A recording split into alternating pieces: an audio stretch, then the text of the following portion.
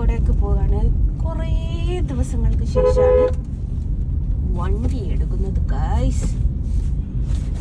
പക്ഷെ ഞാൻ പലപ്പോഴും പറയുന്നൊരു കാര്യമാണ്, വണ്ടി എടുക്കാണ്ട് എങ്ങോട്ടെങ്കിലും ഇറങ്ങുമ്പോഴേക്കും ആരും എങ്ങോട്ട് പോവുക എന്ന് എന്നോട് ചോദിക്കാറില്ല.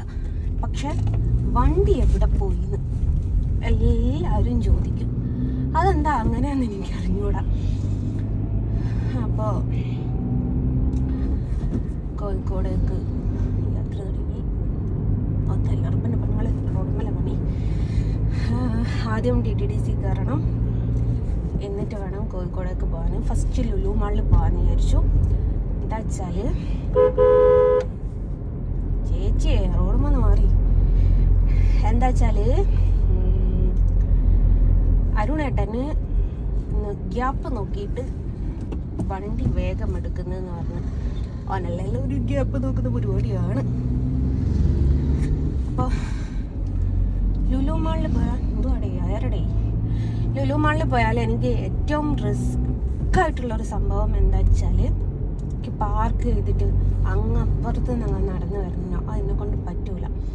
അപ്പം ഞാൻ വിചാരിച്ചു ആദ്യം ലുലു മാളിൽ പോവാം, എന്നിട്ട് പല്ല് കാണിക്കാം,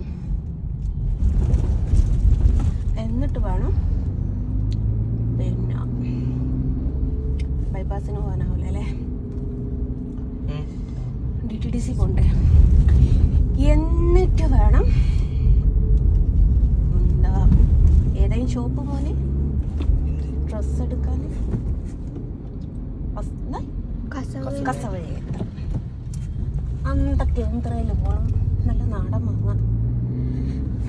പിന്നെ ചെരുപ്പ് മേടിക്കണം.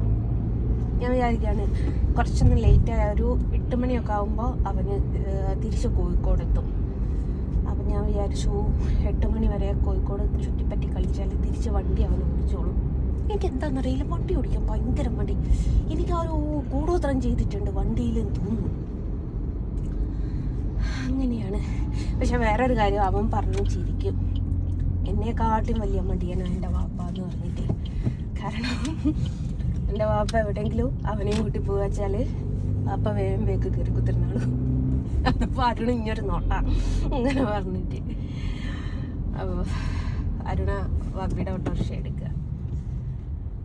അങ്ങനെ സോറി ചേട്ടാ, ഞാൻ തന്നിട്ട് നിങ്ങൾ വാങ്ങും ടോളി. അപ്പം അങ്ങനെയാണ്. പിന്നെ മെല്ലെ DTDC പോട്ടെ. ബൈ.